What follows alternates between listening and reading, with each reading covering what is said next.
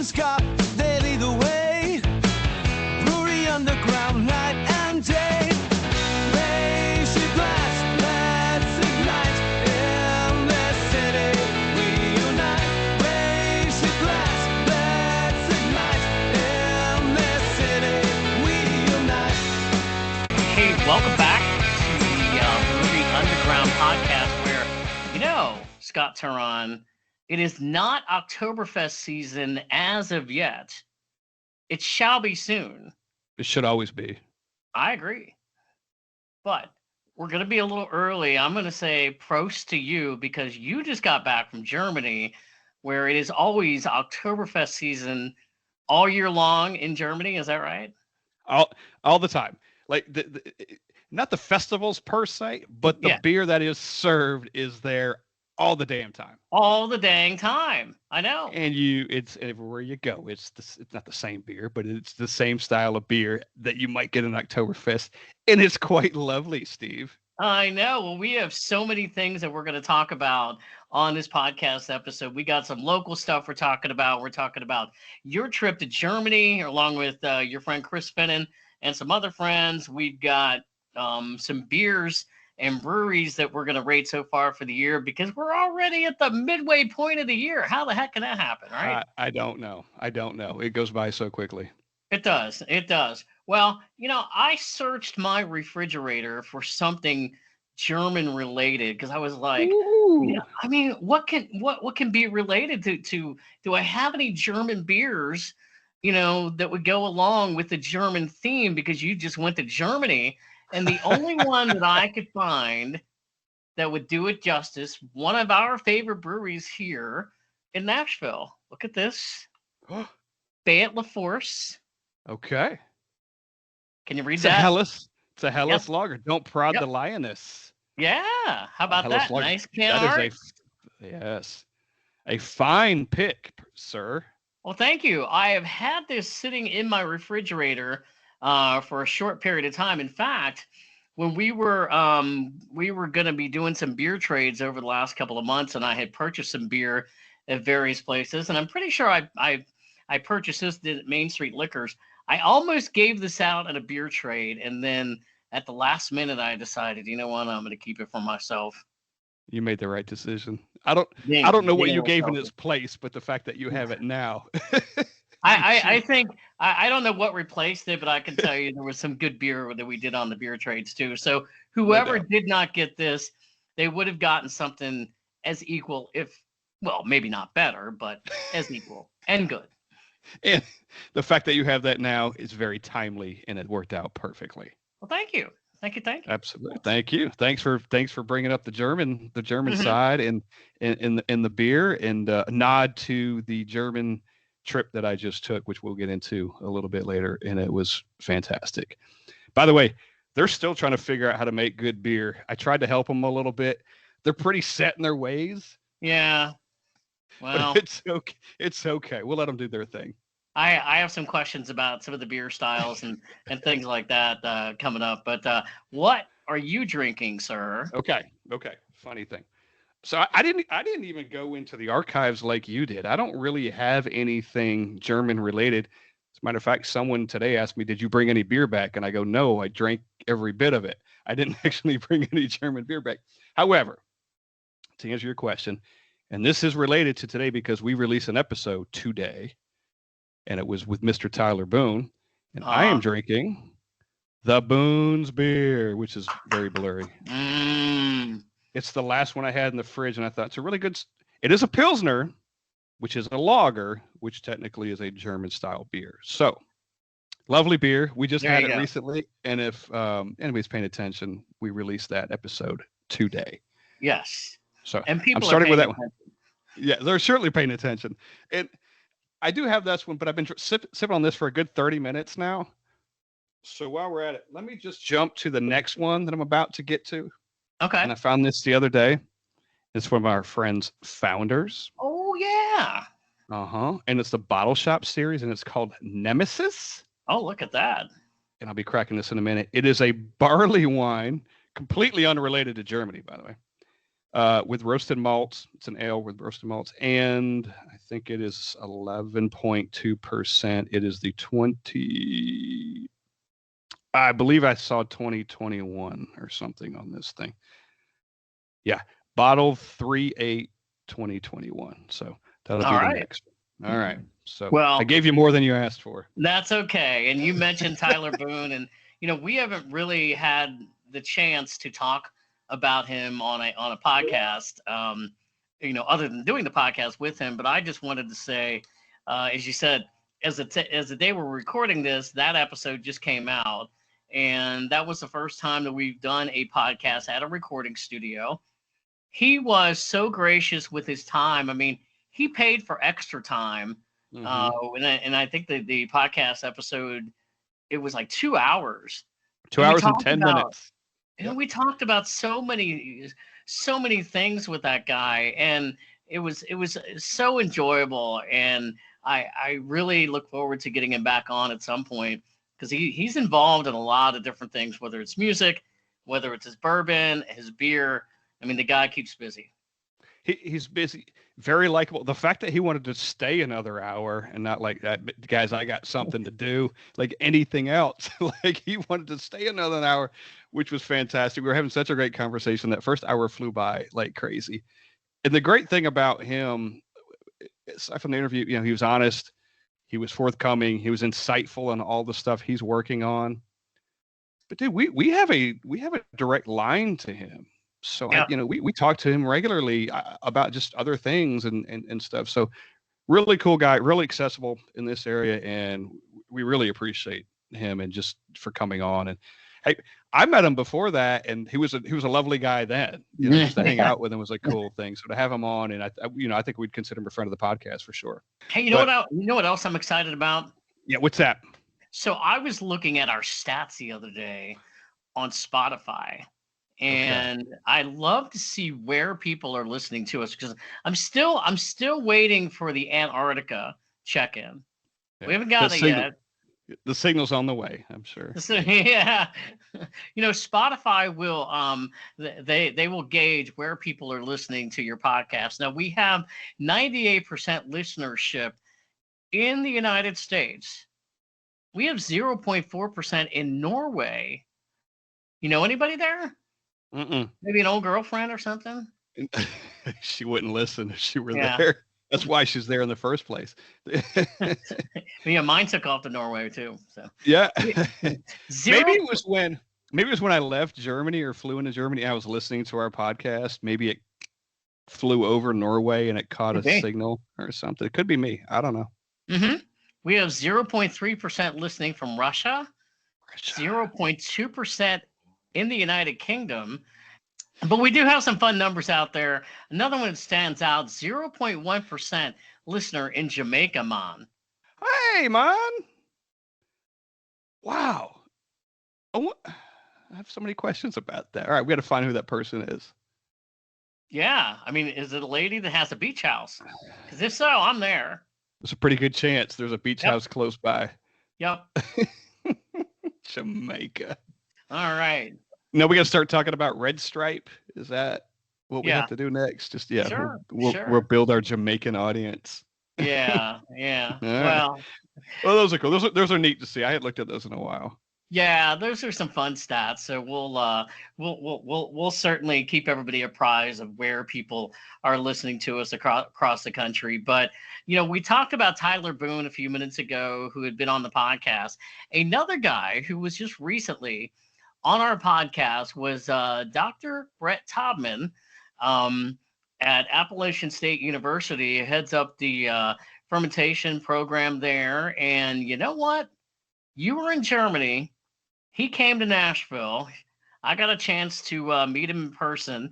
We actually met up for a beer at the Tailgate Brewery off of Demumbrian downtown just recently. And man, what a great guy he was. He was with a group of friends in town for a soccer game at Geodis, and didn't get a chance to see him very long, because when you're with a group of people, they're probably going to be on their way real soon. And I think I was staying, I believe, downtown. I asked him, like, did you get any breweries, anything like that?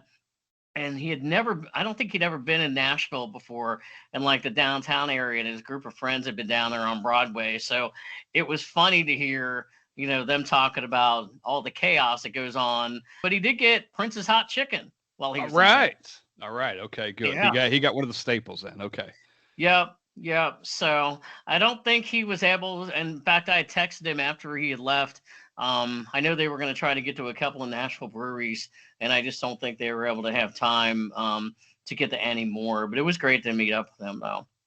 Well, that's good. I was a little jealous of that because I would have liked to met him too. And I know when he was on, or after we talked to him on the recorded with him, that he was coming, and I knew I was going to be in Germany. But maybe at some point we can meet up with him again when we head to Asheville, which is That's high right. on We our had to list. Asheville. We're going to stop in and see him on the way to Asheville. We got to head to Asheville. That's right. Well, he was not the only person that I was able to meet up with when you were in Germany. You leave town, everybody comes to town. I don't know if there's a correlation there. I think there is a correlation. They're like, thank God that guy's gone. That's Jesus. right. Scott is gone. Steve's going to hang out with us. And so Now there's enough beer for everybody. If I leave, there's enough beer for everybody. That's right. Our friends from Louisville, who we met up with in Cincinnati, Tom and Brad, the Hill Tappers, they came. You weren't sick of them by the time they had come back? You weren't tired of them? I don't think I could ever get sick of those guys. They are they are top notch. Well, they came to town. Brad's brother and sister-in-law live over in West Nashville, over in the Bellevue area. So those guys came to town. They were here on a Friday and Saturday, and I know when we're gonna have them on soon. So I'm gonna give them, we'll give them a lot of discussion about what they really did when they came into Nashville. I know when I got to meet up with them, what a fun day, because we went to Yazoo, which I don't get to go to Yazoo, or I haven't been to Yazoo for a while because it's a little bit of a distance from where I live. So anytime, you can get a chance to go to one of the better breweries in Nashville, like Yazoo, you do, right? Mm-hmm. Yeah. Yep. You do go to Yazoo. Yes. You do go to Yazoo. Yeah. It is a beautiful place. I know you had been before, but it is a great spot, isn't it? And I'm glad that was on their radar to go to, because it is a highlight. If you talk about one of the nice Nashville breweries, that is a really lovely place. They checked off a lot on their list. They're like us, dude. Saturday. They want to enjoy going to places, but let's knock out as many as we can too at the same time. Let's hit some good spots. Yeah, and they had been here before, so let's go to some places we hadn't been to either. We do those same kind of things too. We have staples, but we have places new that we want to go to as well. Yeah, exactly. So they're a lot like us in that regard. So we started out. It was on a Saturday, and it was probably about noon or so, and we were at Yazoo for a while, and then we made our way. They had not been to the new Crazy Gnome location, and we went there. I know they really enjoyed the trek to Crazy Gnome. Kramer was working that day. Was he? All right. Yeah. So love Kramer. Yeah, got to see Kramer. So we all were there for a couple hours, and we had some great beer there. And then it was funny. And you know how I am sometimes. So whenever we go to breweries, I always do this after about 2 beers. I'll go, okay, so and so next, and it's not like I'm ready to go yet. It's just on the list because I have that list in my mind. I'm like, where are we going next? And I knew they had a list, and I said, I looked at Tom and I said, Living Waters next. And if you don't know about Living Waters, here's what you need to know. I said, it's not a typical brewery. It's a coffee house that meets a brewery over in East Nashville, and it's very different because you can go in there and you might see somebody over here drinking an IPA, and then the table or two next to you, you might see somebody sitting there working on a laptop, drinking coffee. With their coffee, yeah. With their coffee. And it's one of those places. It actually is one of those places where it's not like, hey, we added the coffee or we added the brewery. They go hand in hand, and they do both things very, very well. Yeah. And the fact that it's in East Nashville makes it work, because that is very typical East Nashville kind of vibe, right? You can Yeah. kind of you can have trivia night there with it. We met Keith and Coop and Yeah. have 400 people in line to get beer, or you can be 4 o'clock in the afternoon and sit next to a guy on a laptop Right. writing his screenplay or whatever, drinking his coffee. Yeah. But Well, my mind works that way apparently with everybody because anytime we go to a brewery, after about 2 beers and I'm not ready to go yet, sometimes I'll go, and so next, and everybody's like, "Are you ready to go?" No, I'm not ready to go or anything like that. it's It's like, just how my mind works. dude, can I finish my beer already? Yeah, can I finish my beer? Come on, Steve. We're not in that big of a hurry, are we? No. On to the next one, baby. No, Did they if, like that spot? Did they they like did. Waters? Yeah, it is a cool Yeah. spot. And they do really good beer too. And you can, if you really want to go above and beyond at that place, start getting to that barrel aged stuff they do. Yep.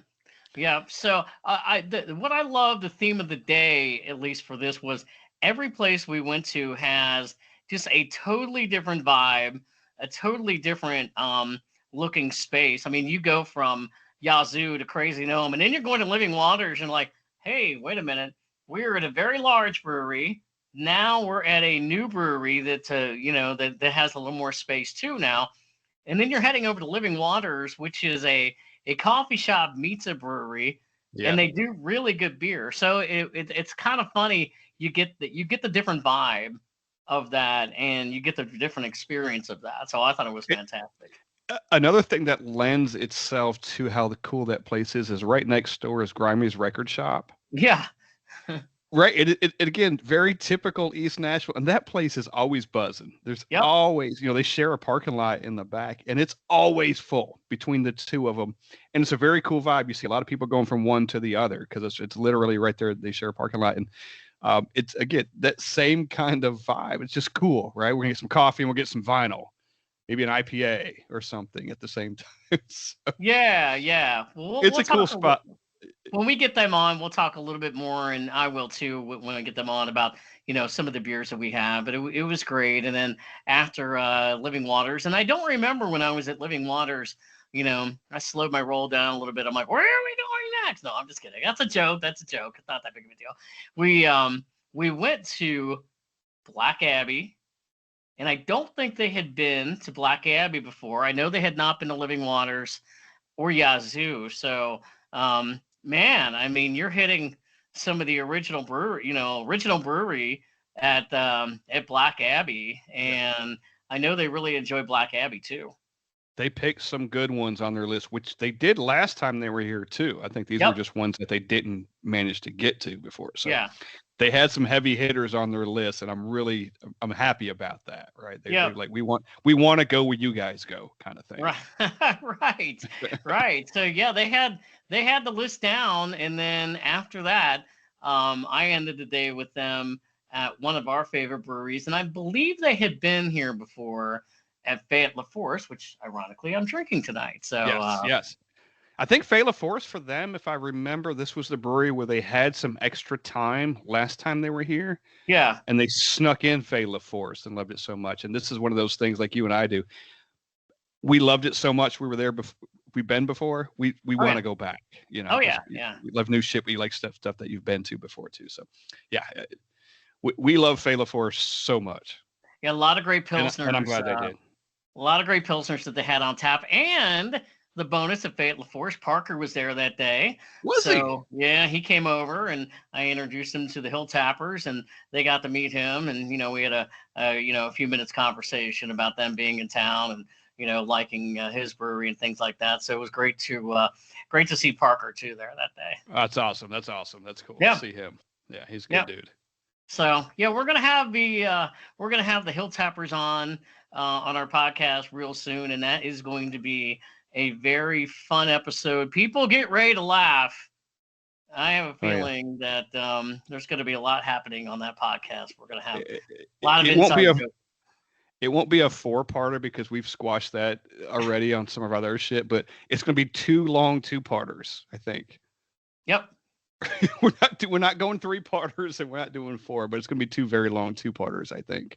And there's also a possibility that somebody involved in the Brewery Underground podcast may be part of the Hill Tappers now, and I think they're going to talk a little bit about that. Oh, yes. Okay. think I know who we're talking about here, but we'll save that for another day. We may have That's some breaking news. that's an episode in itself. That's an episode, and yeah, it's ever evolving. That's for sure. Maybe it All will right. be a 3-parter. Yeah, I know. Well, you know what else I'm really excited about, because summer brings on a lot of beer festivals, Hmm. and by the time this podcast comes out, we're almost going to be there. Preds Fest is going to be happening down at Bridgestone Arena. And I Hmm. know that we are going to be meeting up with our good friends, Mitch and Rich from the Foamy Heads down there. And I'm sure that we are going to see a whole lot of other people at the Preds Fest too. You know, I remember when I went there last year, I was like, this is such a great event Yeah, and a fun event. A lot of beer, a lot of great beer drinking going to be going on. a lot of beer. The first time we officially met those guys, we chatted Yep. with them, was at the Preds Fest last year. They were doing their thing, and we walked up and kept them from drinking beer around the thing because we kept them long. But no, it's going to be great. I think we're working on. We've got a meeting with them in a few days. We're going to work on doing some kind of thing together with them at the Preds Fest. So we'll see how that turns out and I what think we it's end going to up be a doing. But drinking beer collab. you think so? Yeah. You think beer will be involved? Drinking? Probably. Yeah. Some sort of beer. Yeah. Yeah. It's going to be fun. It's a great event too because it's in Bridgestone Arena where the Preds play, and Yep. you know it tends to be pretty cool in there, right? They have ice. Mhm. There's Yes. ice. We don't, we walk. I think it's covered, but we walk across it, but it's spread out really nice too because it's a big arena and Yeah. great beer fest. It really is. So I Lot can't wait of to bring you Nashville. more. I have not seen the entire list. Actually, I haven't even seen a list I hadn't either. of who's going to be there. But if memory serves, last year there were a lot of Nashville breweries certainly there, and there were some, if I'm not mistaken, from like Chattanooga and a few other places. So Yeah. I'm sure they'll be back this year. Between the four of us, we're going to recognize probably everybody in the place, brewery wise. No, it's going to be a lot of fun, and more to come on that. We will have some kind of episode about that event. Yeah. In the not too distant future. I know. Looking forward to that, by the way. I know. Well, another big festival that's coming up in September is the Family Reunion Festival at Common John Brewing in Manchester, and we have not been to it. Nope. But we are going. We are going. We've had LeBron on, yes, who owns Common John, and we have since talked to them a couple times in the last week or so about doing something for them and promoting them, and we going out there and doing something at the event too. So that's in September. Everybody I've talked to said this event is amazing. It's Saturday. It's September 20th, and basically they're celebrating their 5th year in business. It's their 4th craft beer festival. So from what we understand, I mean, the who's who of people that like to drink craft beer and other craft beer owners and brewers are going to be there. Now, it does sound like there's a possibility that this may be the last one that they do there. They're toying around with it. Yeah. I think they're calling it the last beer fest on earth or something. I didn't look that up before I just said that, but it's something along those lines. So we'll see. Yeah, we'll see. We don't if it is, we want to be a part of it. Yeah, we do. Yeah, we do. Mm-hmm. But nevertheless, looking forward to getting back to Common John. I know we've had a lot of Common John beer over time, and they do such great beer. So. Such great, dude. I don't expect to leave there sober. I'm going to be fully drunk when I leave that event. Oh, there you go. It's going to be such a good time. We're going to know everybody out there too. Yeah. Well, who knows? We might see. There's 2 guys that we have known for a while, and they've been at Tenfold Brewing for a while. And that's Chad Mueller and Mike Morbitzer. And we had those guys on the podcast not long ago, and they made an announcement just recently. Would you like to make that announcement on the Brewery on the Ground podcast, sir? They are opening their own brewery.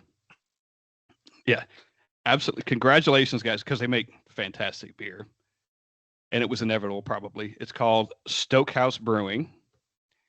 And they're moving into the old Crazy Gnome location, which is, I think, is 948 Main Street Mm-hmm. in East Nashville.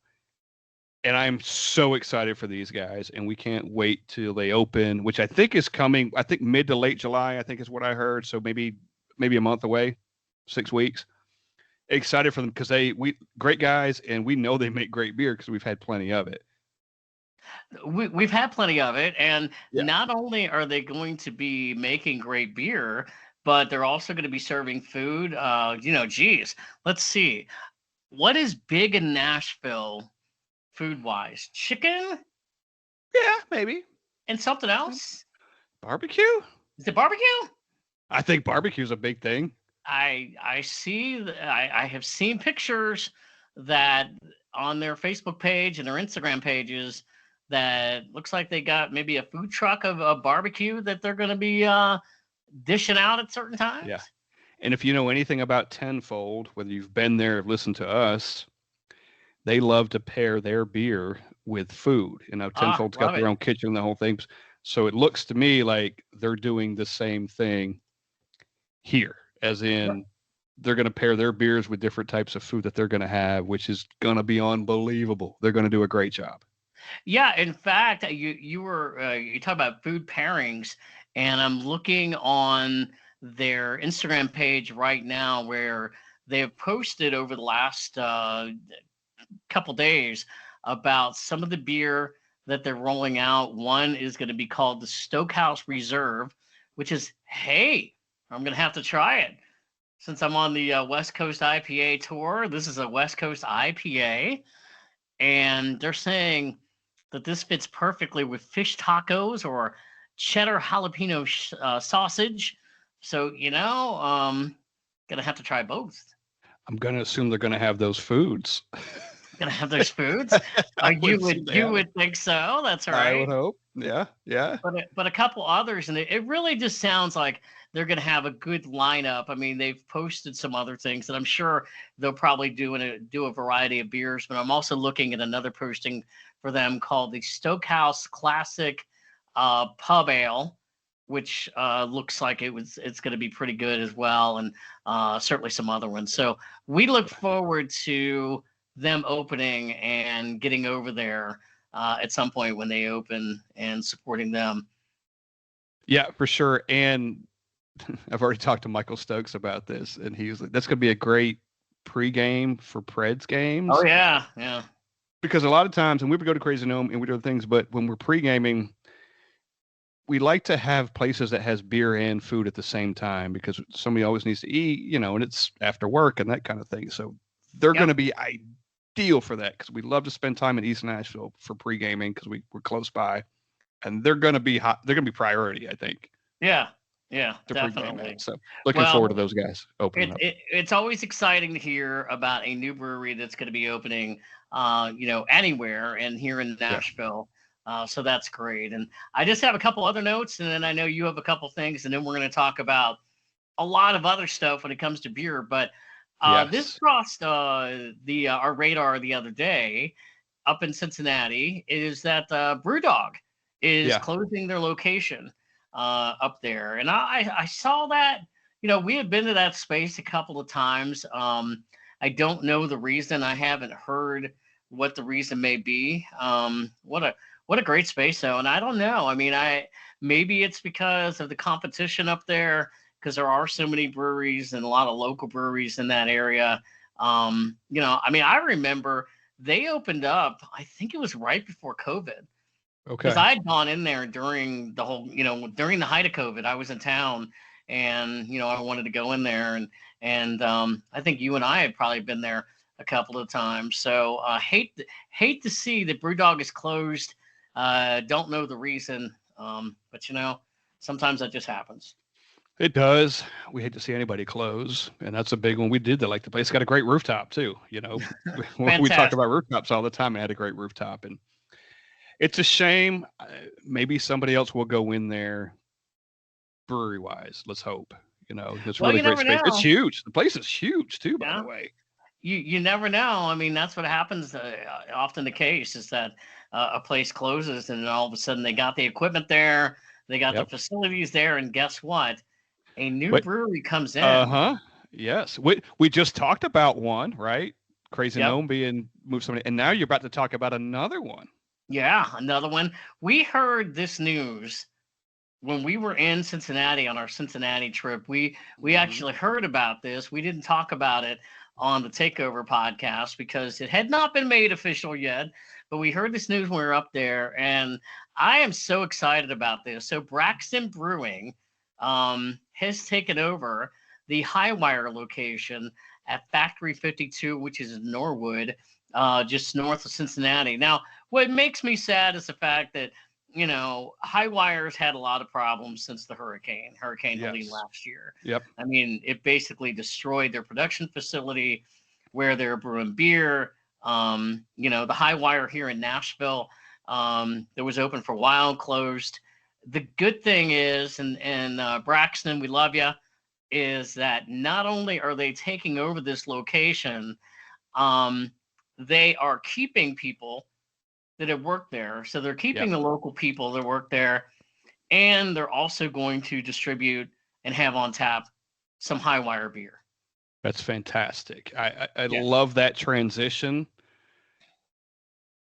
We love Highwire. I see Highwire is one of those places. We had one here, like you said, and they've got one there. I think they closed one in Charlotte. I don't see them as outsiders when I see Highwire because I've always liked their beer anyway.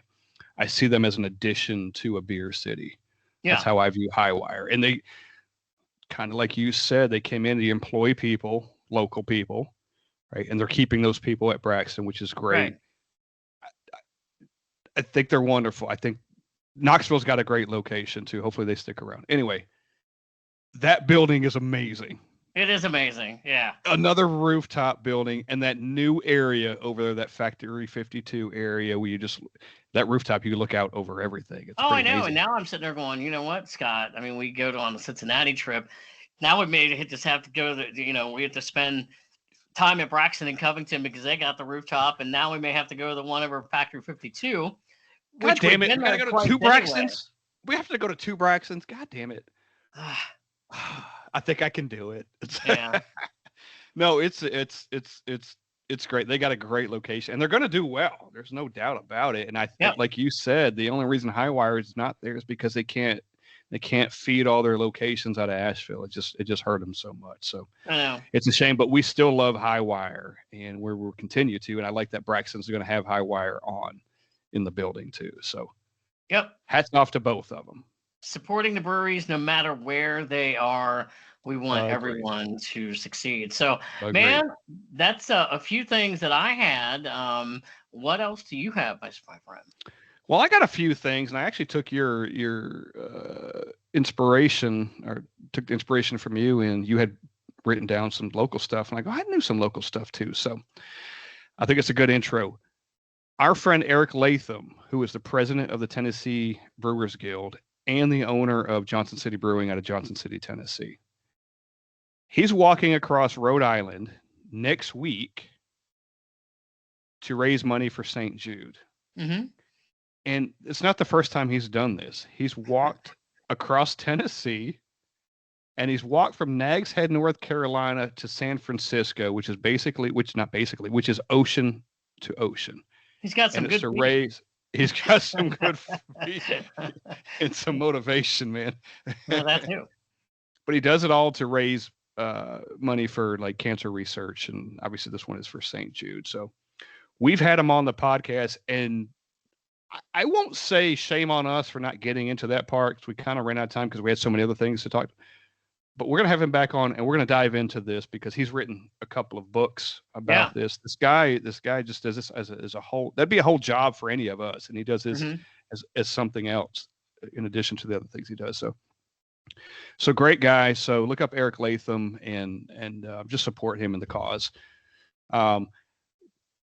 We've heard, I think we've talked about Harding House on this podcast a time or two. Mm-hmm. Yep. So Harding House Brewing is a local Nashville brewery, and they've had a location out in West Nashville. They closed. They opened up in Primitive Coffee in Nashville, like off of Nolensville Road. They're not there any longer, but they're teaming up with Best Brands, which is a local distributor, and they're distributing in town. So they're going to be in grocery stores and package stores and bars and restaurants. They're already in places like MRO's and Sylvan Park and Jack Brown's, Edge Hill. So they're around town already. So Harding House is still here, and you can find them out in the wild. They don't have a physical location, but look for them in the wild. And again, we want to support local breweries. And well, you're breaking news on the Brewery Underground podcast, even to me, because I didn't even know that. I was like, oh, wow. Well, good for them. Yep. Because I had only been to their location that they had a few years ago over in West Nashville once, and I really enjoyed the beer there. Yeah. And so good for them. I mean, hopefully this will work out for them, because I feel like they've tried to had to reinvent themselves a few times. So hopefully this business plan works out for them. I hope so, to keep seeing the beer. And if we can see it out in the wild somewhere and you see it at your local bar or grocery store, pick it up. We want everybody to succeed. Yep. So look for Harding House. Steve, we have some friends around town. We've made some friends. A few of them. Usually some of them come to town when you leave town, but let's go town. Just kidding. No, leave that in there. Seems to be a trend. I need to go back and look at all those visits when I leave town. But we've got some friends in town, and they're called Nashville BrewPass. Yes, fine people. Fine people. We went to an event that we talked about a couple of months ago at Tenfold Brewing. Mm-hmm. And it was an event where if you just registered, all you had to do was register with Nashville BrewPass. You didn't have to buy anything, just register with them. You could get a free flight when you went to Tenfold, and we did that. They're doing another event at Jackalope, which is now called Bar Jackalope, on July 2nd. And it's another free flight. Yes. At Jackalope. All you have to do is register. Now this one's a little more limited than they had at Tenfold. So get your registration in, get it done, and you can bring a friend. Just tell the friend to register. All they got it's all you got to do is register and show up. That's all you got to do. And if the event at Jackalope, Bar Jackalope, is as good at Tenfold, then everybody's on the right track. Because I can tell you, when they had that event at Tenfold, that place was absolutely packed. Their table was packed from people registering, wanting to get involved in the Nashville BrewPass. So I'm very, very glad that they're having success, and it sounds like they're on the right track as well. On the right track, and getting involved with local breweries, getting in with them and talking to them, and getting us involved, not us specifically, but the local community. So get registered, go to Bar Jackalope. Unfortunately, we can't be there because we're recording that night. Yeah. But we want everybody else to be there. That's right. Everybody go there. Everybody else go there. Look, if it wasn't for recording, we don't pass up free beer. So it's not I know it. It's free beer. So anyway, that's a great event. Follow Nashville BrewPass. We love them. We've met them a couple times. Really good people. And they've got some additional events coming up. They've not posted them yet. But also, if you have the Nashville BrewPass, and you and I do, the booklet, the little passport. Yes, sir. They've got some additional deals that they've added to it. So, and I'm not going to get into specifics here, but just follow their social media. But they've got additional things at Black Abbey and Picnic Tap and Tenfold and Nashville Barrel Company, which is a whiskey place. Yeah. So whether it's buy one get one free or half off, or buy 3 on a flight at Nashville Barrel Company, and get a 4th free. They've got all these things, so it's so worth it. It is so worth it, and it's so much fun. And they're getting people involved with themselves and with breweries, and so hopefully at some point we're going to get them on the podcast to really talk more about how this idea for them came about, how it's going, and really what their plans are for the future, because it sounds like what they've got a lot of great plans down the road. Yeah, again, they're tying into the local community and the local breweries, which I love to see. So hats off to them. Keep it going. We're here to support you guys. Honey Tree Meadery. Honey Tree Meadery. Yes. We love Drew and Ross. We love those guys. We love Honey Tree Meadery. They just turned 6 years old back in May. I didn't Look know at that. that. Yeah. We were probably out being selfish and drinking in another state, probably. I'm pretty sure. But, but they turned 6 back in May. Bad Luck Burger Club, who was the food truck that sits out front of their place, turned 4 back in May. All And right. the reason I'm saying why are you talking about May? Well, they're just celebrating now. They've been busy. They're busy guys. They got a lot going on.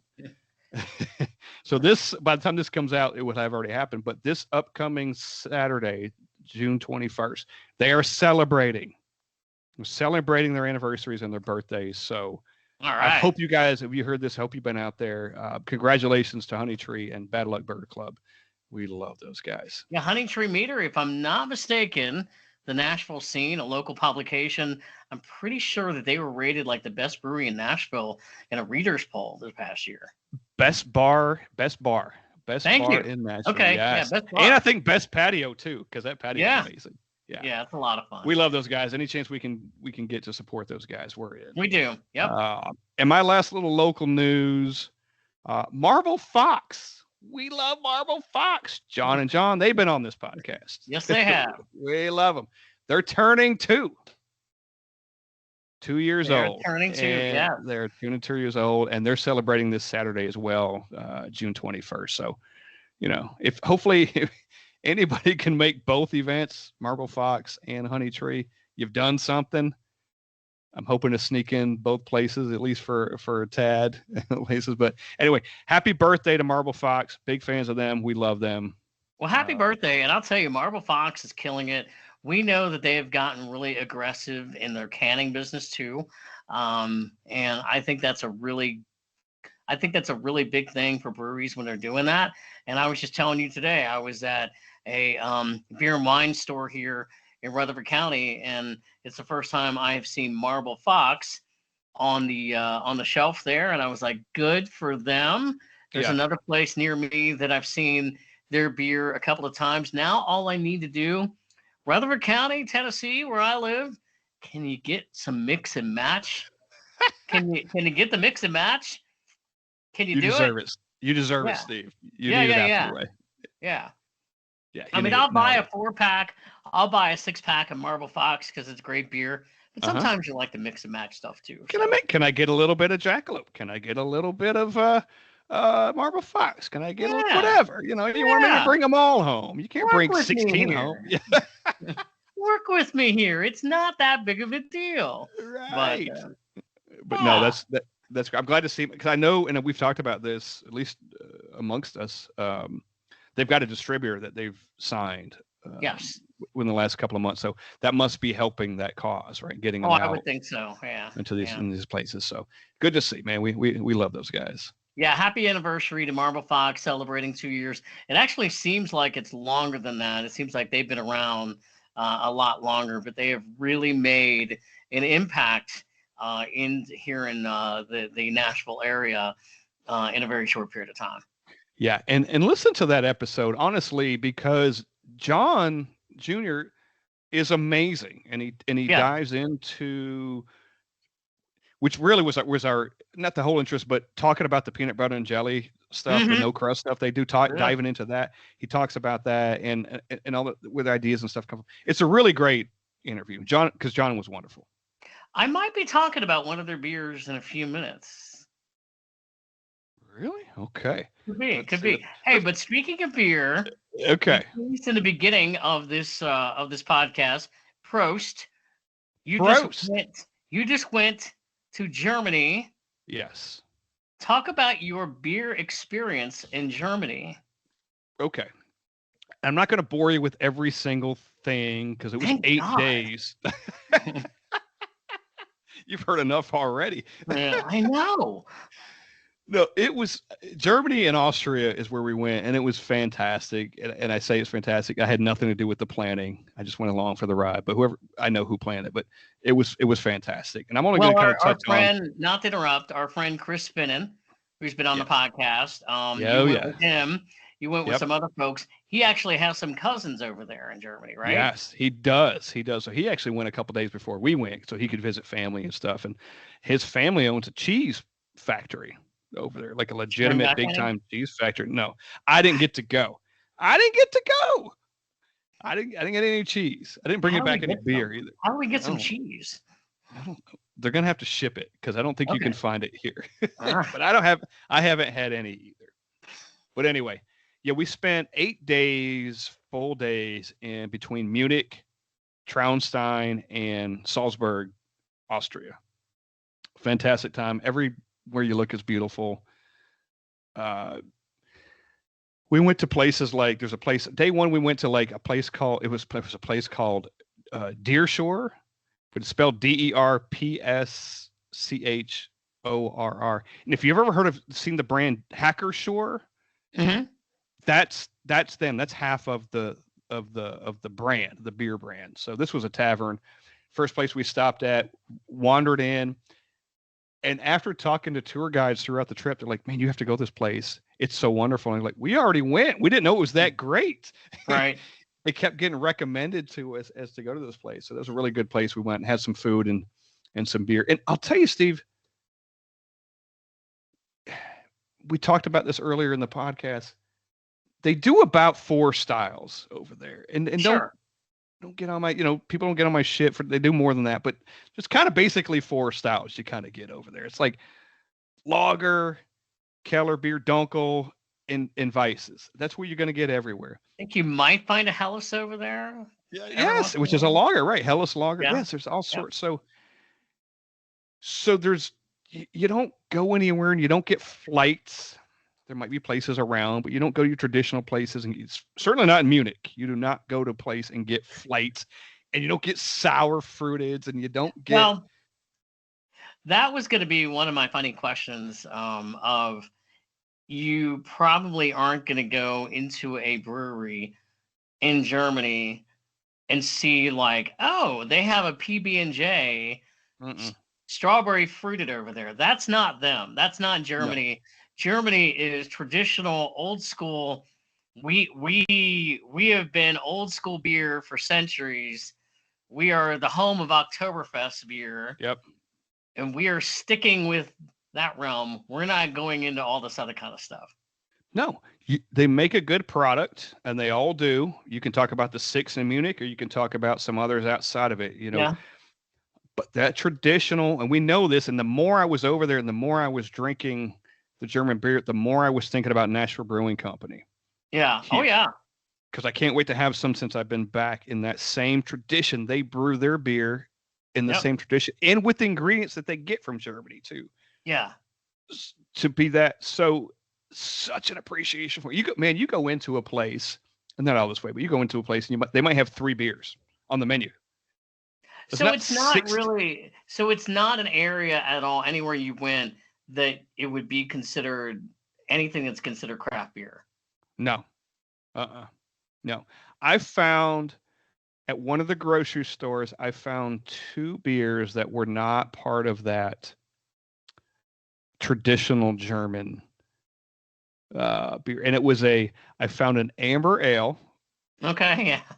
and I found a New England IPA, both made by Austrian breweries. Okay, yeah. And I think it was but they were just like from the grocery store, and I bought a single of each. So, but that was it. Like everywhere if you were getting a draft, or you were going to a bar, or you were going somewhere local, you weren't getting anything outside of. No, the brands might differ. You might get a Hofbrauhaus or an Augustiner, or Sure. the Deer Shore, or a few others, but that's what you were getting. Yeah.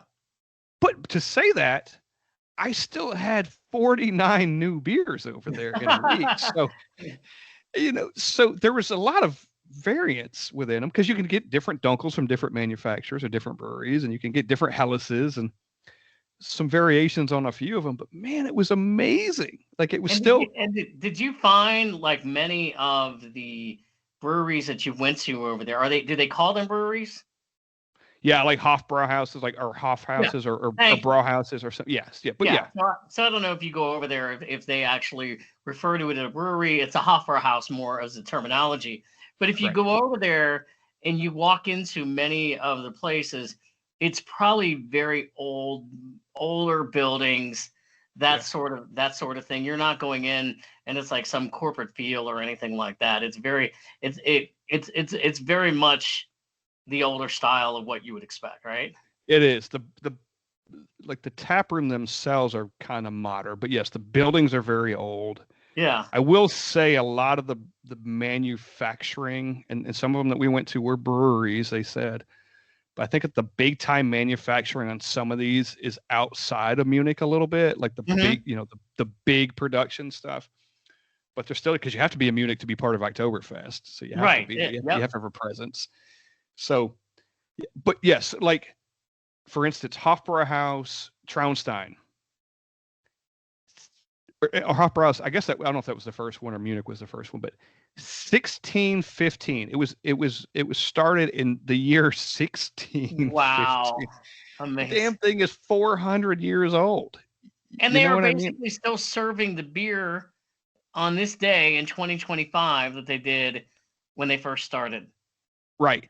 Chance they probably had one. I think Hofbrauhaus started with like the Weiss beer, Yeah. like a wheat, and they've added things along the way. Not again, nothing too crazy. You're not going to get a peanut butter and jelly sour in there, but you're going to get a Helles Lager or a Dunkel Well, sure. Yeah. or something along those lines. So Yeah. You're basically not going to walk in there and see, like, if you went to, like for the comparison here, a lot of the sours that you may get at like a Southern Grist, you're not going to get right. that No, there. no, no, not at all. Now, No. again, outside of Munich, and we didn't go outside of Munich other than Traunstein in Salzburg, but Berlin may have something. I don't know about the rest of the country, but this area we were in was straight traditional and very traditional, and I understood it, and I got it, and I had Oh, no sure. problem. Yeah. Yeah, Yeah, it's that old saying, "When in Rome." You go yeah, over there and you're like, this is what they have, this is what you're gonna do, and this is what you're gonna expect. But you appreciate it because there is centuries upon centuries of history of the beer and the tradition. yeah, and dude, it's everywhere. It's like I had brands like Lowenbrau and Polliner.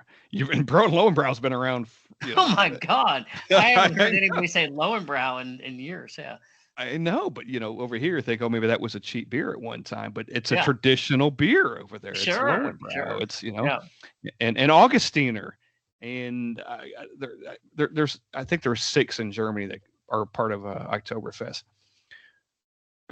Just great experience, and again, everywhere you went, you could walk into a pub or a bar, and they would have a new beer, even though it was kind of the same style. It would be a different beer from a different yeah. brewery. So I was able to get you because again, and the reason I say that is because you know how I drink beer. I like new shit all the time. Oh yeah, yeah. Not that I didn't have some duplicates, but everywhere I went, I had something new somewhere. Whether it was an Italian restaurant or a Mexican restaurant where we're sitting on the street ordering beer, there was something new everywhere. So Sure, sure, now here's the thing.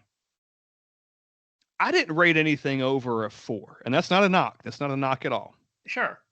But I didn't rate anything under, say, a 3.6 either.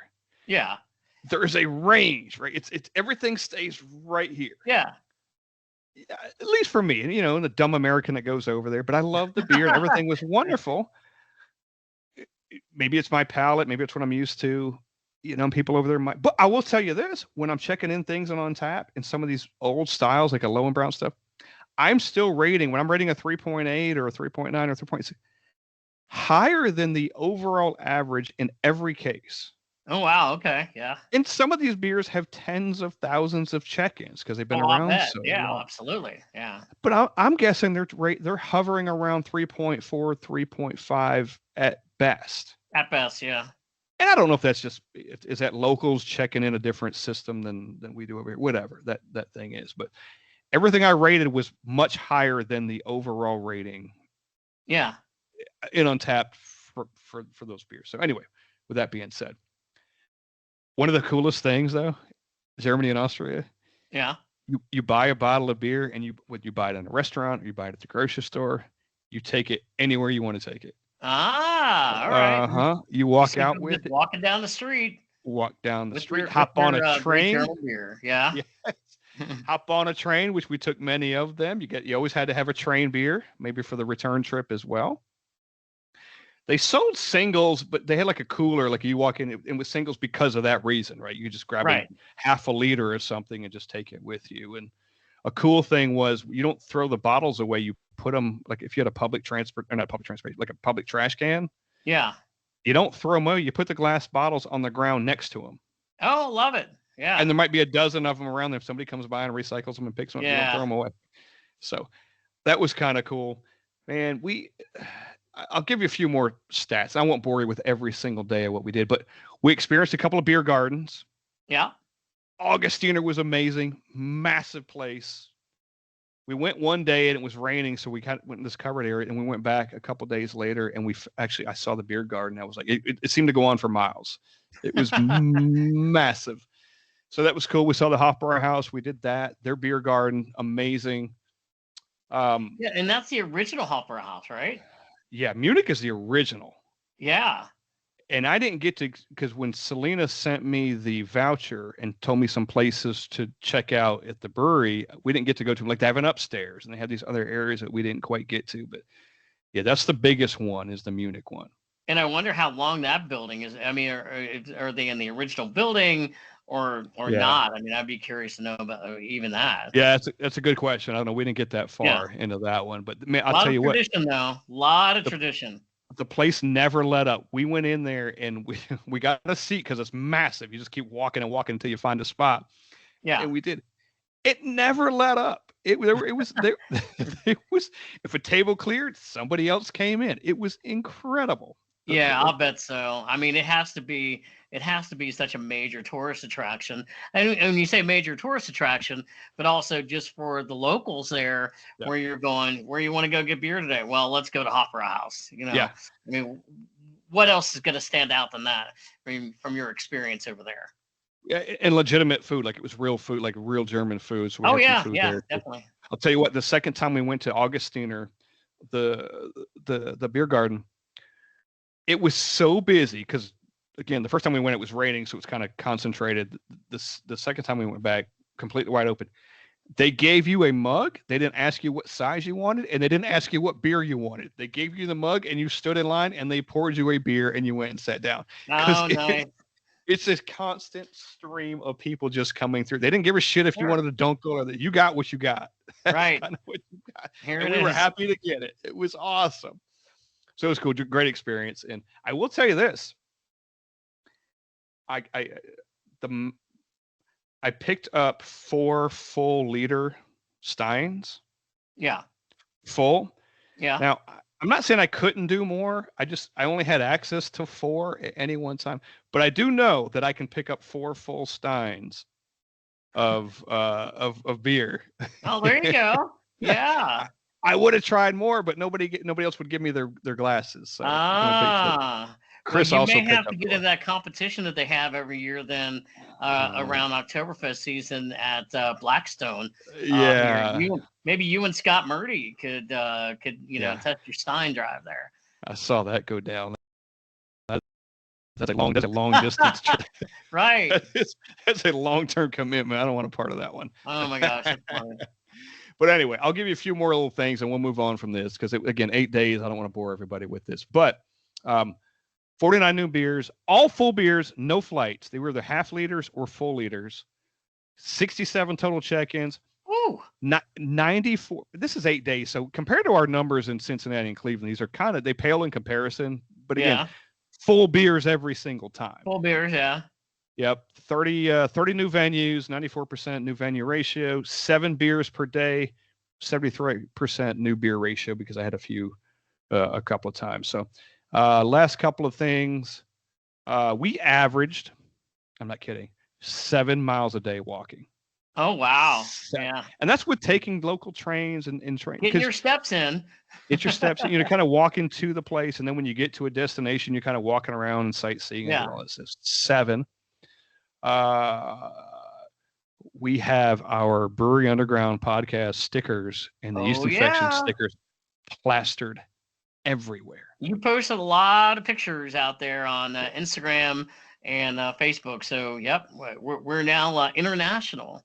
We're International. global. In 2 locations, we're at 5,900 feet, by the way. Oh, nice. Yeah. Uh-huh. I There know, you go. 1,800 meters up. So we're all over the place. I'm going to put a montage social media post out about all their sticker posts. So anyway, we also brought a bottle of Buffalo Trace over there because I wasn't sure how the whiskey scene was going to be, and I'm glad we did. We killed that bottle off. So My favorite. yeah, so we didn't have that to bring back. So anyway, one other thing, maypoles. If you've ever seen a maypole, every city has got these maypoles. See if you've seen them. It's these giant poles that go up. They go vertical. Okay. And they have these branches that come off. And later on, look up at what a maypole is. They have these branches come off, and they have these things that represent businesses within that little town or that little city. Yeah. So, and there's some stories about in some of these towns where people would steal the maypole and they would ransom them off for beer. So, like one story, and I forget where it was, the police stole the maypole, and they didn't know it until they called the police the next day and said, "Hey, someone stole our maypole." And we go, "Yeah, we have it. We want 24,000 liters of beer for ransom." So it's a fun thing. And I'm going to have a maypole here in the States too. I think there are a few around the countries anywhere, but look up maypole because it's a cool thing. Anyway, we'll do it. That's my Germany trip. There was so much more, but shit, man, I could go on for days. Yeah, no, I'm glad that you were able to share that, and hopefully you can get back there sometime. Yeah, great experience, and I can't wait to get over and have some, which is high on the list.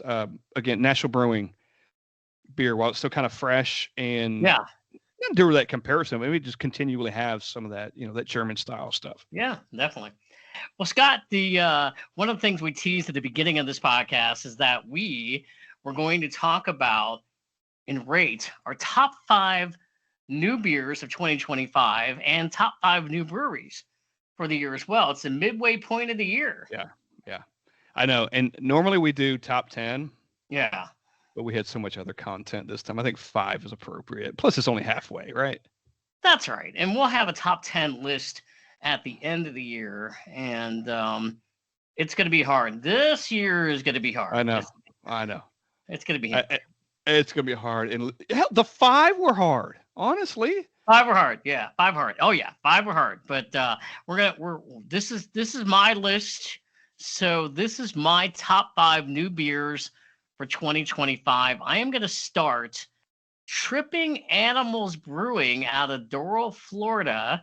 This was the 6th Trip Around the Sun Imperial Double New England IPA. This was sent to me by our buddy Nick Rotruck in West Virginia from the Hop In We're Drinking podcast. And I'm sure Ashley also had a hand in sending us to. I have rated this a 4.25. Wow. That's a great beer. Outstanding.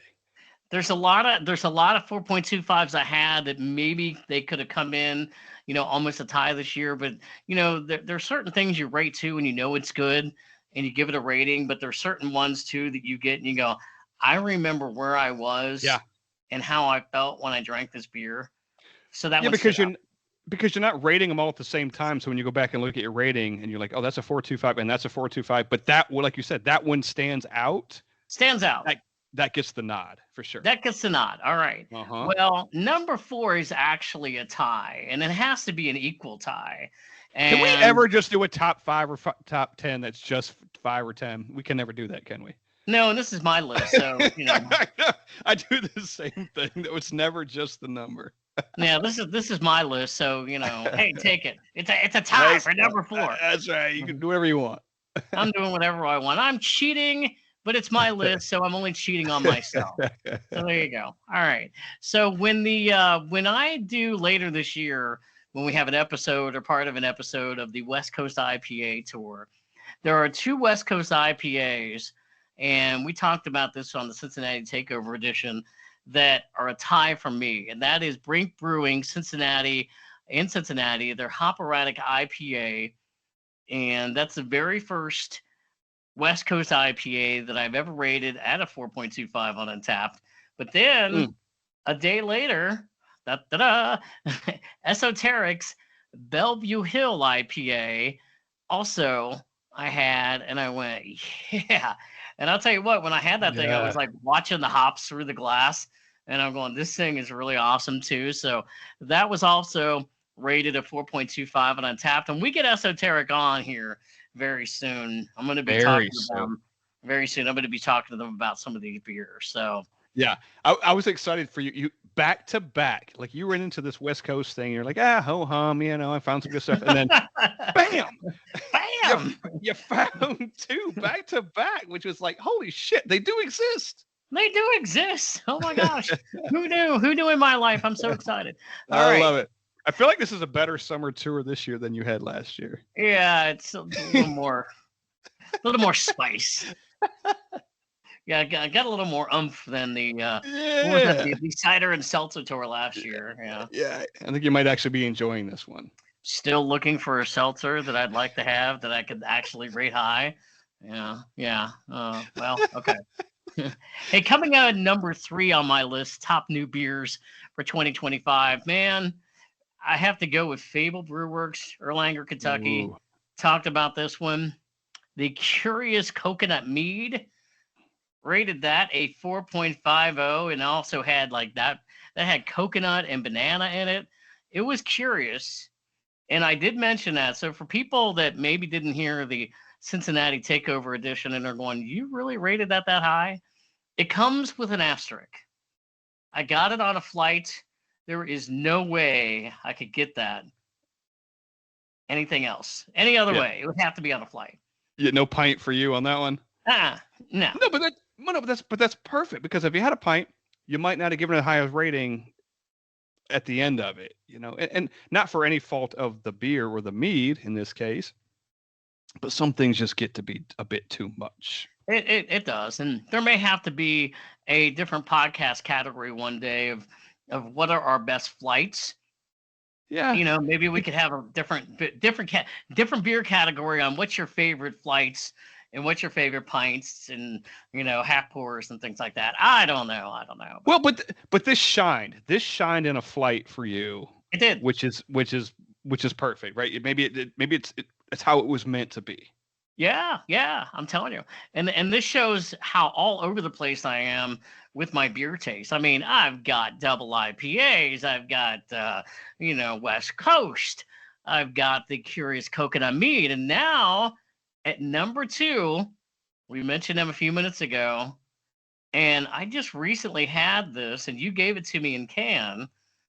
It is Marble Fox, the no crust strawberry sour fruited, that I ranked as a 4.50. And you know what? This thing is as good as the Southern Grist peanut butter and strawberry jelly hill that I've had over the years. Wow. And that is very, very, very high altitude category. So. Yes, because I know how much you love that Southern Grist. I did. Yeah. And a lot of the PBJs and things like that. I mean, we've talked about a lot of them. I mean, we've had a lot of different ones. In fact, last night I had the peanut butter and jelly turbo shandy from Hop and Frog Brewery. I know you had it. That thing was different. I liked it. Had it in the 16-ounce can. Again, there are certain ones that you go, I'd rather have this on a flight. I texted you and I said, yeah, this one would be more flight worthy than 16-ounce can worthy. It's a lot in 16 ounces. It's a lot. Yeah. That there's nothing wrong with that thing. I think the shandy, what you just talked about, like that Marble Fox is an ale, right? So maybe the shandy adds a little different perspective to the. It might. Yeah. And I don't think if I have made this comparison on a podcast episode before, I can't remember if I have, but I kind of compare some of these to the fact that let's say you go into a restaurant and you order a dessert, like one of those molten lava cake desserts, they come out and it's, filled with chocolate and this and, big cake. And you eat about half of it and you go, I can't get through the rest of this. And that's my comparison. That's good. It could be like in that case with the dessert, it's too rich, right? Just too much. I love it, but if I eat the rest of this, it's ruined for me. I'm going to ruin the thing. I can't do this. No, it's like my stomach is going to explode if I have any more. And we've all been there before. And it doesn't mean it's terrible. It just gets to Right. the point where it's way too much. Maybe it's way too much for your palate. And that's what some of these beers are for me. The Marble Fox No Crush Strawberry Sour Fruited, man, they nailed it. And they certainly nailed that for me. That's awesome. Going back to your reference about the dessert, you get a dessert like that marble the chocolate cake, Yeah. and you eat the thing by yourself. It's too much. It's like getting a pint of something that can be too much. Yeah. But you ever get a dessert, if you got that same dessert and you had 4 or 6 forks with the people you were around and you all had a Oh, yeah. piece of it, that's your flight comparison. Oh, yeah. And it's perfect. It's we know what it is. It's great, and I've got just the right amount of it. Yeah, but I don't want to be in like a diabetic coma in an hour. No, Sitting right. somewhere on the couch going, "Oh Right. my God, what has happened to me now? Because I ate too much of that." So yeah. Let's have a smaller version of it. Hence the Thank flight. you. Thank Uh-huh. you. All Yes, right. I do. So 2025, my number one beer so far, and you were with me the night we had this. We were actually out. It was you, me, and Rich from the Foamy Head. We got this on tap at Mr. Brews in Murfreesboro. Common John, the Belgian Strong Dark Ale, which I think was like 8.9%. I loved it. I do remember that night after having it and then having another beer, and I went, maybe I should have stopped. Because you talk about strong, it was strong. Yeah. But damn, it was good. And that one gets my highest ranking so far. Even though I ranked the Marble Fox at 4.50, the Common John stands out a little bit more for me on that. So I also ranked that at 4.50. So yeah, I understand. And the fact that you said that you remembered it is kind of surprising. Because it was because we'd had a few beers that night. We went to Casual Pint before that with Rich, and then we went over here, had a couple, and I remember that beer too, and it was amazing. Thank God that night Uber got me home and got me home safely. No, it was a fun night, yes. Okay, my honorable mention, because last year I rated our friends in Cleveland, Great Lakes Brewery. By the way, we still have a certain thing out there about Great Lakes. Little petition drive, right? Yeah, when are they coming to Tennessee? Yeah, when they coming? Earlier this year, last year I rated the Great Lakes Vivacious Double IPA a 4.25. And that was my top 10 list last year. Earlier this year, I had it again. And I took it up a notch to 4.50. So that is an honorable mention for me since I already had it. So it's not exactly a top 5 new beer for 2025, but I also think it gets a special mention and an honorable mention, and deservedly so. It is a wonderful beer. It's a wonderful beer. It's also your list. You can do anything you want to with it. Dang right. You can list it 5 times if you want to. Don't hate me, beer people. Don't hate me. It's my list. All right. It is a wonderful, wonderful beer. I know. Now back to your list. All right. Okay, my top 5 beers, which is really 6. I'm gonna start with 5, but I'm gonna call it 5A, which is really 6. But in the because we said it was gonna be top 5, it's 5. And the reason I put it on because I couldn't have a list without Burial on it, so I had to make room for it. Anyway, 5A, aka 6. It's called I Hope This Is the End Game by Burial Beer Company.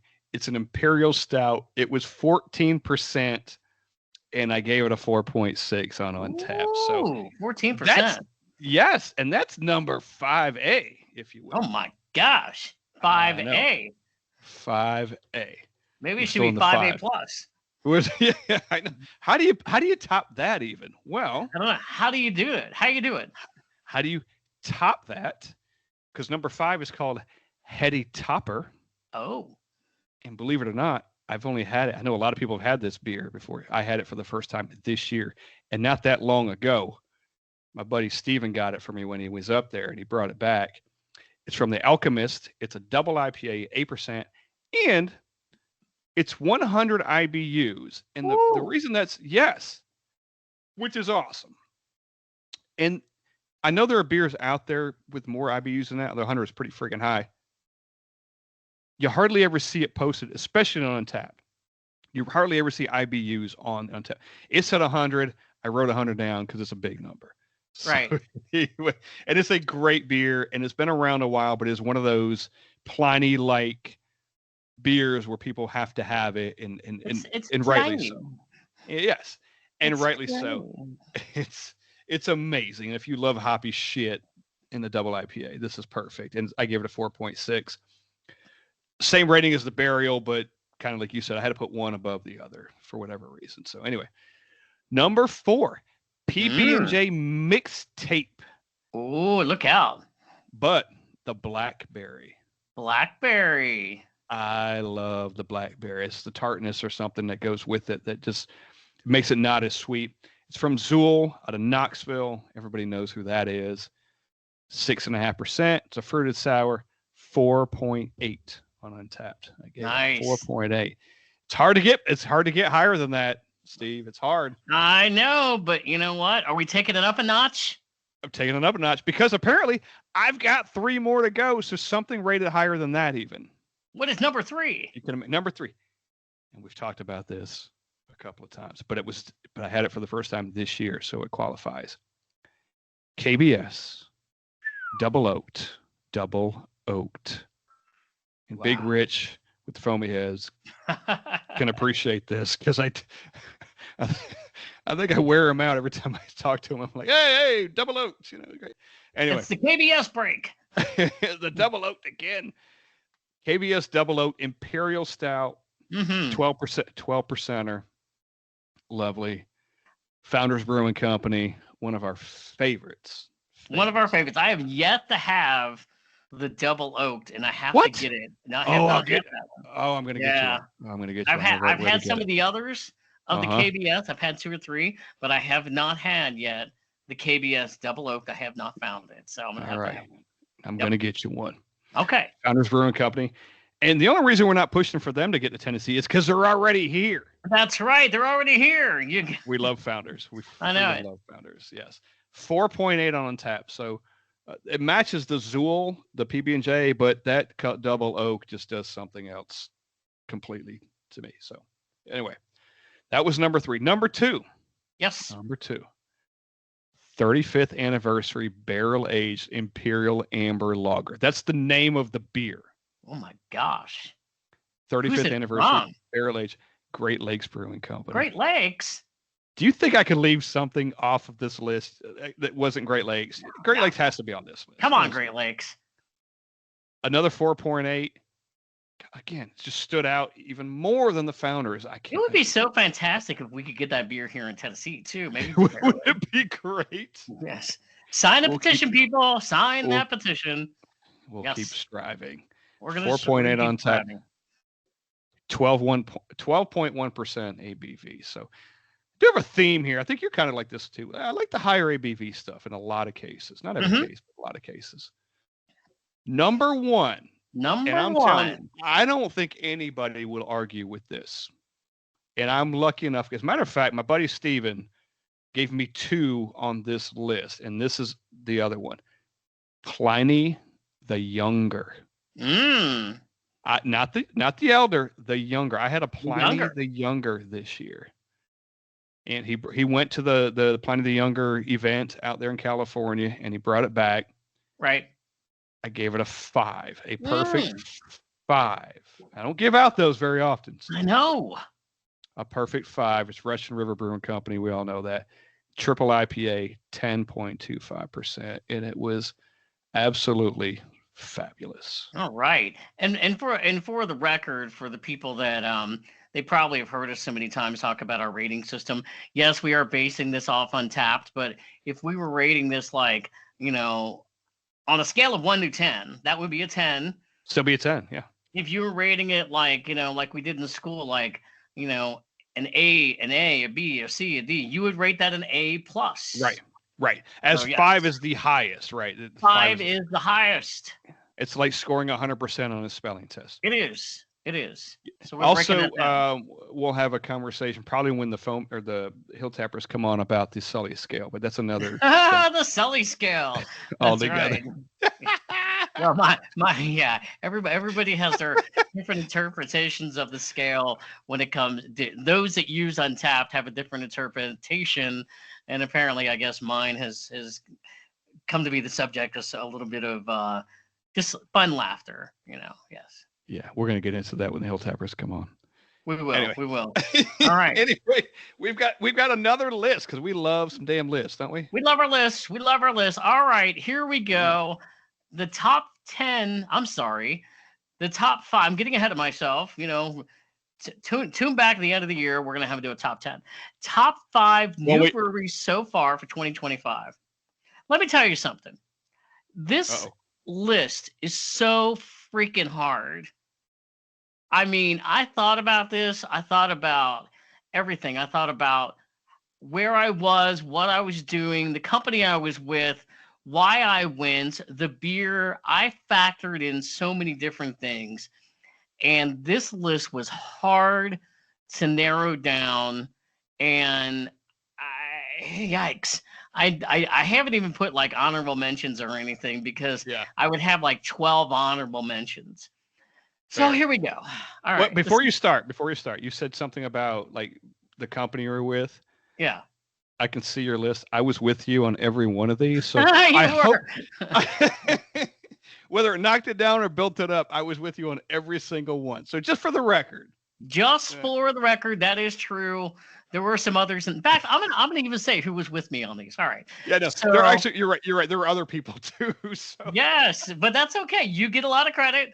I was there too. So Hoppin' Frog in Akron, you and I were both there. Loved it. And there were some other people there that we didn't necessarily know, but we talked to. Go back to our Cleveland Akron podcast.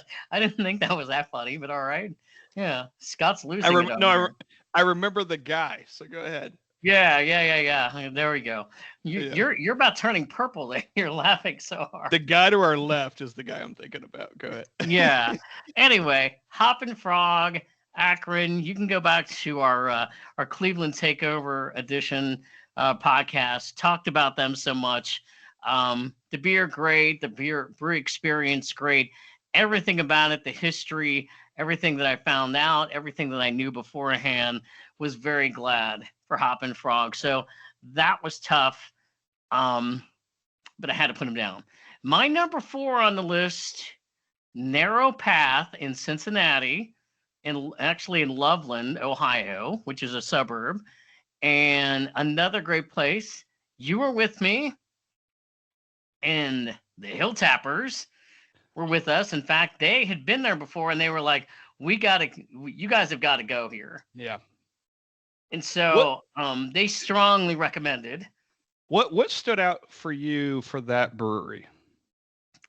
The ambiance of everything, the diversity of beer. I felt like I could have stayed a lot longer and got a lot more of their beer, and I didn't. I had 2 pints that day, but the fact that we sat outside in nice weather for a couple of hours. It's an area that it's a big area where it's they have bike paths and stuff like that, but they had so much activity going on. But their patio area was so fantastic, and it was just a really fun day. So all of that stood out for me. Yeah, we went into it in depth pretty good on the Cleveland Takeover episode, but yes, that scene that we were sitting on that day, I can remember. I'll never forget it. Just sitting out there and having good company and drinking beer. And it was just a beautiful day, and it's like we didn't want to be anywhere else. It was awesome. No, it would be hard if you go there and you've got other things to want to do. If it's a really nice day to sit out on the patio for a long time, you could sit out there for hours and drink beer, and they also have a food truck out there as well. Yeah. So like, oh, by the way, there's food, but then there's also all these other little shops and restaurants right in the area. So it's a very very unique area that I can't wait to get back to. Yeah, perfect spot, just perfect. Perfect. All right. Well, number 3 is Hoppin' River North in East Nashville. We went to one of the openings. I was there with you, and there were a lot of people that were there that night that we went to. You can't get away from me. That's true. You're everywhere. Michael Stokes was there. His wife was there. Calvin showed up. Rich from the Foamy Heads. I may be missing people, but there were a whole lot of people that were there that night. So Hoppin' River North, love that place. I mean, I would say to anybody, go. They have like 60 different beers. Yep. Shout out to Josh and Amy. Yes. Hoppin' River North. Big fans of them, and we might have them on here too. Hope to. Yeah, hopefully so. So my number 2 on the list was Little Miami Brewing in Cincinnati. Again, I was there with you, but also our Cincinnati correspondent. Every day I'm bubbling. Follow her on Instagram, Liz. She came and she joined us, and we talked about this place on the Cincinnati Takeover Edition. It sits on a river, or sits by a river. It's a tremendous space with a very, very big tap list, a big food list. The space inside is tremendous. Outside, you can sit around and Adirondack chairs. We didn't get to that day because it was raining, but wow, what a great place.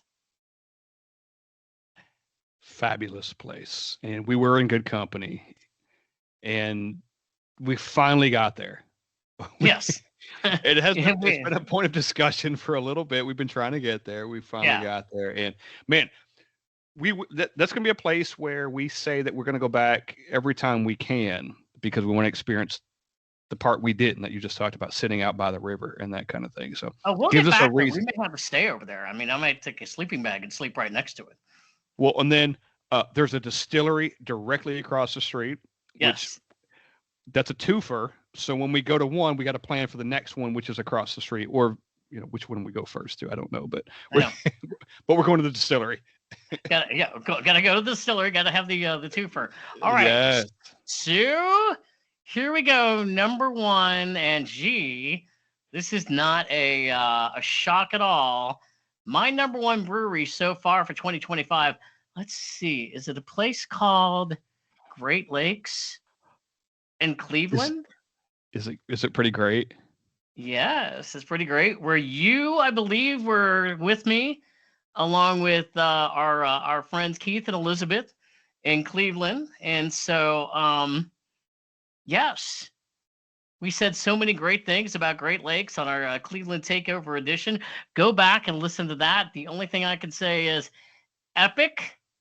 I would be surprised. I would honestly be surprised if the year ends, and if that's not still my number 1, well, whatever would be replacing that as my number 1 better be damn good.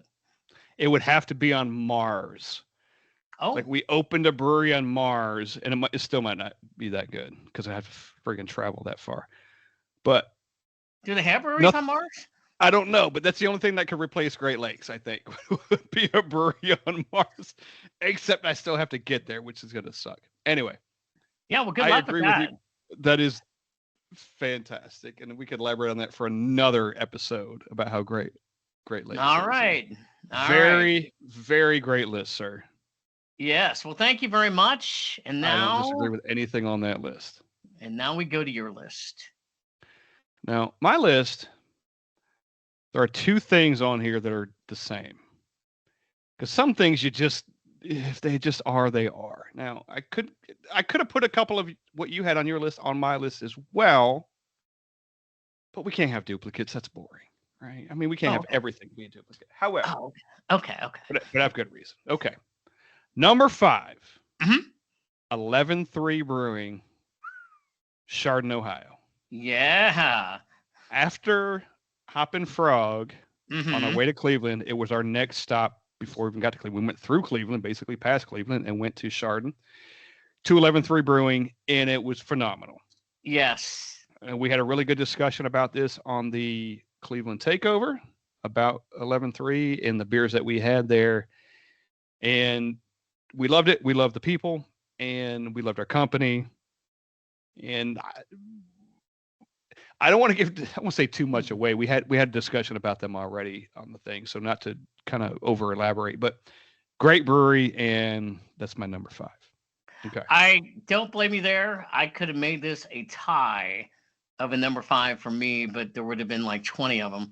In fact, Yes. 11-3 could have been way up there as well. And really, in all seriousness, they are. And I have a feeling that when the year ends and I'm making out a top 10 list, they will probably be on it. Easily, yes, they're going to be in there. But we had to cut it to 5, and we're trying to entertain at the same time. So we could have had the same exact list, and that's boring. But anyway, I know. Great brewery, love them. Number 4, Yes, Crazy Gnome Brewery, Nashville, Tennessee. And you say, well, Crazy Gnome's been around a while. Well, they got a new location. That's right.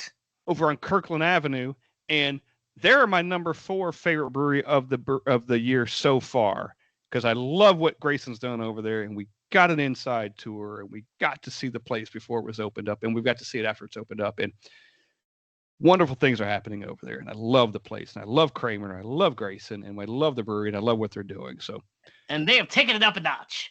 They've taken it up a notch, and they got their like 2.0. It's Crazy Gnome 2.0. There you go. And I know they're excited about being that new location. So hats off to them for the new location. And they're my number 4. So all right. Number 3 is our first duplicate, but it's Moving okay. Moving on up here. By the way, okay. Who was with you when you're 4 and 5s? The company. It was you. Oh, okay. Yeah. What about your number 3? What about your number 3? You were there also. Oh, imagine that. There seems to be a theme. There's a theme going on here, people. Now, like you said, there were other people around. So hey, what the heck are they doing there? But those people weren't at every location we're talking about. There is a common thread here. So just common. Yeah, it's common. There's a common thread. Yeah. Number 3, Narrow Path. Uh-huh. Loveland, Ohio. And for all the reasons you said, just it was picture perfect. And we had decent company. And the beer was really good, and it was just a great scene. The whole thing was a great scene, and I would go back there and again in a heartbeat. Number 2. Now I just came, and we will. That's a point. We're going to make that a point. Number 2. Now I just came back from here, and I just talked about it half an hour ago. Hofbrauhaus in Munich, Germany. Mm-hmm. I don't know how I couldn't put that on my list. I think that it is very much needing to be on the list. Yes. Yes. I mean, I was there a week ago or less. It was Thursday, probably a week ago, something like that. Outstanding place. It's where it originates. It's everything it's cracked up to be. As busy as it is, and maybe there's tourists, maybe there's not, but the place is legit and the beer is legit. And I got to go to Hofbrauhaus in Munich, where it basically started. So Prost. Couldn't leave them on the list, and they will obviously be in my top 10 somewhere along the way by the end of the year. Anyway, number 1 might be boring for some. What? But not number for us. 1. Great Lakes Brewing Company in Cleveland, Ohio. Really? No surprise. It is fabulous. It is for all the reasons we have said in multiple episodes. For all the things why it's fabulous and will continually be fabulous. And number 1 on my list, probably forever. The only reason it'll come off the list is when we have to do new breweries that we've gone to. You know what I mean? For 2026, we'll have to go to new breweries, and but anyway. Anyway, Great Lakes Brewing, number 1. We have talked about them so much. And we're going to have Michael Williams come on from Great Lakes Brewery again later in the year. We want to save something. We want to save something for the next one, right? That's right. That's right. But he's gonna come on, I believe, probably in September. Yeah. And we're gonna have more about them. Yeah.